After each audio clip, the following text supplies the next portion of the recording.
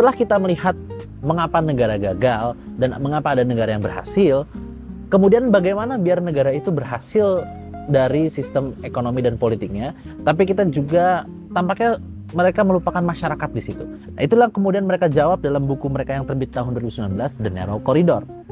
Mereka membagi antara masyarakat dan pemerintah. Seberapa besar kekuatan yang dimiliki oleh masyarakat dan pemerintah dalam mengatur sistem atau institusi yang ada di masyarakat, berupa institusi ekonomi maupun institusi politik. Mereka meminjam konsep Leviathan yang dibuat oleh Thomas Hobbes, yang biasa kita dengar dalam teori-teori realisme sebenarnya. Dalam konsepsi Thomas Hobbes, fitrah manusia adalah Homo homini lupus, manusia menjadi serigala bagi manusia yang lain. Dalam artian karena tidak ada aturan, tidak ada tatanan, anarki, itu artinya tidak ada tatanan ya. Maka yang terjadilah manusia menjadi serigala bagi manusia yang lain. Mereka saling membunuh satu sama lain. Itu yang terjadi di Eropa pada masanya Thomas Hobbes hidup. Dan itulah yang disebut sebagai realisme politik. Tapi kemudian mereka pinjam istilah itu untuk melihat bahwa sebagaimana Thomas Hobbes menyarankan adanya Leviathan. Leviathan adalah semacam makhluk imajinatif yang dipinjam dari Bible untuk kemudian sebagai makhluk yang menata tatanan yang ada di masyarakat, menata order yang ada di masyarakat, karena secara fitrah adanya adalah disorder, maka harus ada yang mencengkram mereka sehingga terciptalah order, dan makhluk imajinatif itu disebut sebagai Leviathan yang ada kalau dalam kehidupan kita sehari-hari adalah negara ya, atau dalam lingkup internasional Leviathan itu absen, maka dalam pandangan realis mereka percaya bahwa dunia ini sebenarnya adalah konfliktual begitu ya.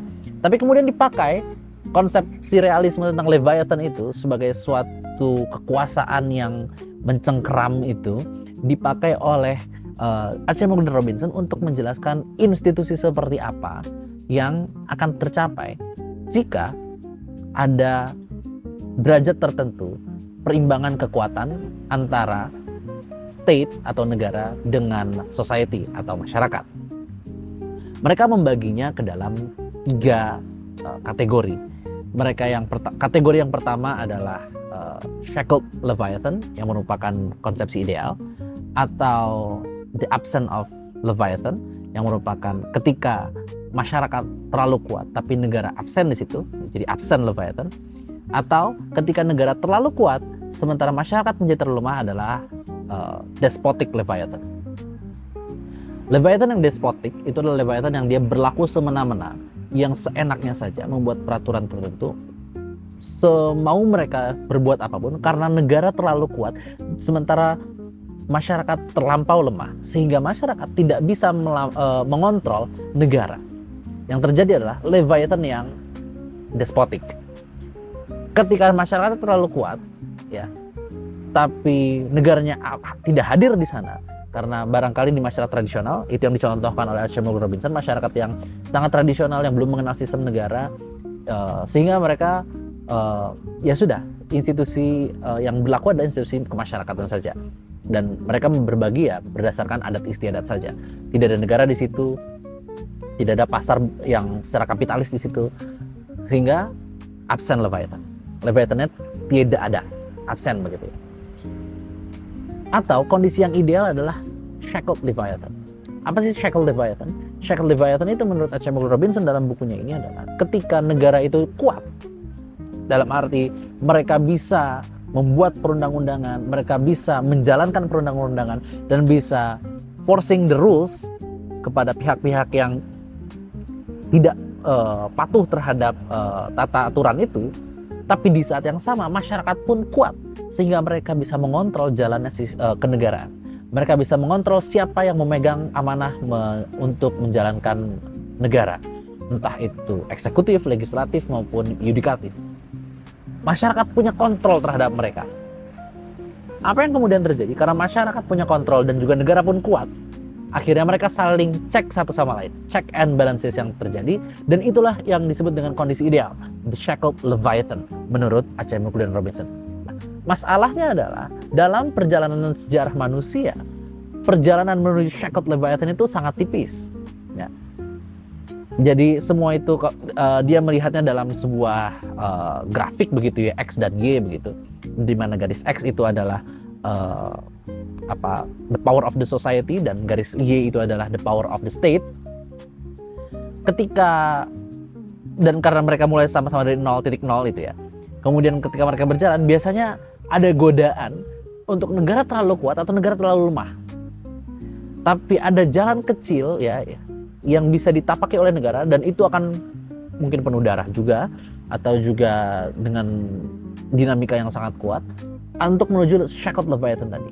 Yang diberikan contoh di sini adalah Amerika Serikat, Inggris, dan negara-negara Skandinavia. Mereka pernah mengalami masa-masa ketika harus menjadi negara yang berdarah-darah. Ada civil war di Amerika Serikat. Ada masa-masa ketika mereka harus menjalani ketika negaranya begitu lemah, ya, ketika mereka baru merdeka, dan kemudian mereka menuju keseimbangan itu proses yang begitu lama. Karena jalannya sempit dan penuh godaan untuk negara terlalu kuat atau negara menjadi terlalu lemah, maka mereka menyebut jalan yang sempit menuju Shackled Leviathan itu sebagai the narrow corridor. Nah, itulah yang menjadi ide utama dari Acemoglu dan Robinson dalam bukunya The Narrow Corridor. Dan kemudian ketika kita bicara terkait dengan persoalan kenapa ada negara yang menjadi maju, kenapa negara menjadi gagal, hari ini kita tidak hanya melihat dalam konteks ekonomi saja. Kita tidak hanya melihat dalam konteks state atau negara saja. Tapi yang perlu kita perhatikan juga adalah aspek teknologi.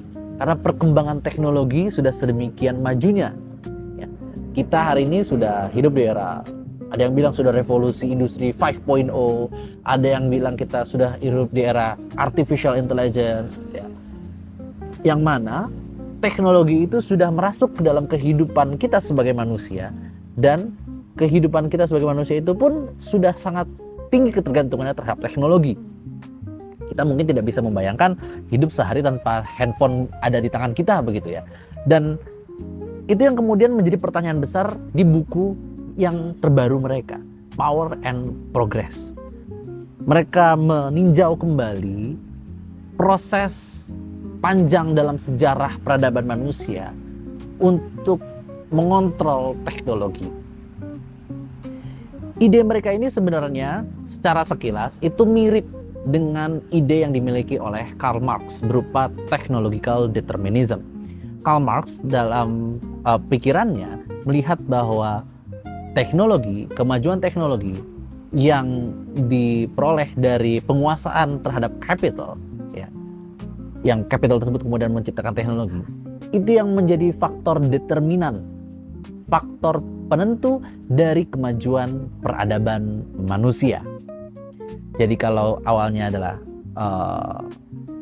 perkembangan teknologi yang kemudian zamannya Marx itu kan dulu kan revolusi industri awal-awal ya, ada mesin uap dan lain sebagainya, itu yang membuat kemudian kelas elit yang disebut sebagai kelas borjuis, dan ada kelas buruh atau kelas proletar, yang mana borjuis itu adalah pemilik dari faktor-faktor produksi, pemilik dari kapital untuk melakukan kegiatan produksi, dan buruh adalah bagian dari faktor produksi tersebut yang hubungan antar mereka itu adalah hubungan eksploitasi yang pada akhirnya akan menimbulkan konflik, dan itulah yang menjadi penentu dari kemajuan dalam peradaban manusia. Jadi teknologi adalah determinant factor of human progress. Dalam pandangan Acemoglu dan Johnson di bukunya 2023 ini mirip-mirip sebenarnya. Teknologi menjadi faktor penentu dari perjalanan hidup manusia. Tapi yang membedakan adalah di tengahnya. Kalau Marx dia melihatnya teknologi, kenapa dia menjadi penentu? Karena disitulah kemudian timbul pertentangan kelas. Kalau pertentangan kelas itu ketika dia bisa diatasi, ya akan bentuklah sistem yang disebut sebagai sistem komunis, sistem komunal, yang mana faktor-faktor produksi yang berupa di antara teknologi itu dibagikan secara merata kepada kalangan proletar sehingga menjadi revolusi begitu ya. Jika tadi kita lihat dalam pemikiran Marx bagaimana technological determinism itu bekerja dengan garis tengahnya adalah pada pertentangan antar kelas, dan itulah yang kemudian menimbulkan konflik.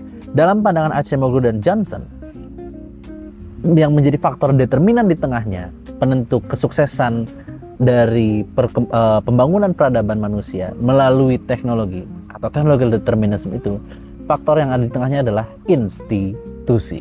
Lagi-lagi mereka menekankan pada institusi. Kenapa institusi? Kalau dalam ilmu sosial, kita kenal ada yang namanya pertentangan, atau mungkin ada juga yang menyebutnya sebagai dilema antara struktur dan agen. Siapakah yang sebenarnya lebih berperan? Apakah struktur, sesuatu yang beyond us, something beyond us, yang di luar kendali kita, yang menyebabkan yang menjadi penentu lebih besar, ataukah kita sebagai agen yang memiliki agency power untuk melakukan sesuatu dan mempengaruhi sampai batas tertentu. Dan kalau tadi kelas, ketika kita melihatnya dalam perspektif kelas, dalam Marxisme, kita melihatnya pada struktur, dia yang menjadi determinan lebih kuat. Dalam pandangannya Acemoglu dan Johnson, yang menjadi penentu lebih besarnya ialah agen. Agen dari siapa? Dari individu.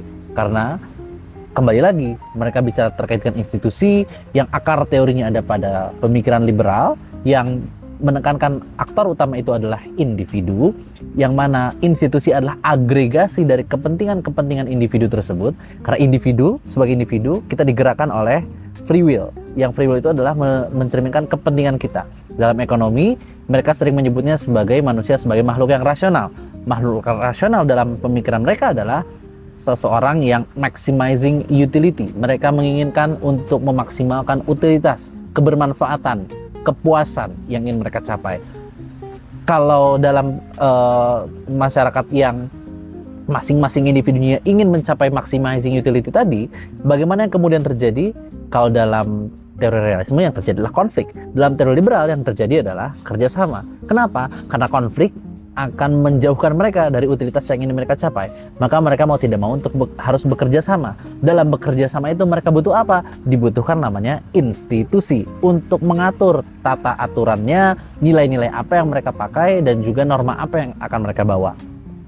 Untuk itu, institusi adalah agregasi dari kepentingan-kepentingan individu, ya, untuk kemudian diatur sebagai rules of the game dalam mengatur institusi ekonomi maupun institusi politik. Dan itu yang kemudian menjadi penentu kesuksesan dari sebuah peradaban manusia atau sebuah negara. Jadi teknologi memang dia menjadi faktor determinan untuk kesuksesan atau kegagalan sebuah negara. Kalau di Marx dia melihatnya dari pertentangan kelasnya yang jadi intermediaries yang berada di tengah-tengah ini, karena dia lebih percaya pada struktur yang menentukan. Acemoglu dan Johnson menekankan pada agensi dari manusia melalui institusi. Makanya yang ditekankan oleh Acemoglu dan Johnson ketika mereka bicara terkait dengan perkembangan teknologi hari ini sedemikian masif, apakah kita sebagai manusia akan dilibas oleh teknologi tersebut? Acemoglu dan Johnson tidak. Bagaimana caranya? Caranya adalah memperkuat agensi kita, memperkuat institusi dari institusi ekonomi maupun politik yang ada, lebih demokratis, lebih buka peluang bagi semua orang, sehingga apa? Kita punya kontrol yang lebih besar terhadap teknologi. Ya, semacam shackled leviathan kalau tadi antara state dan society power. Kalau di sini ya sama, antara kita sebagai manusia dengan teknologi, kita harus menyeimbangkan powernya. Jangan sampai teknologi sedemikian powerfulnya sehingga kita sebagai manusia tidak bisa mengontrol teknologi tersebut, tapi juga jangan sampai teknologi kita biarkan melemah atau kita sengaja lemahkan sehingga membuat kita tidak mendapatkan manfaat dari teknologi yang ada. Yang perlu dicari adalah kesetimbangan itu. Dan itulah yang menjadi resep dari Acemoglu dan Johnson ketika menyarankan bagaimana kita memanfaatkan power dari teknologi untuk progres dari peradaban manusia.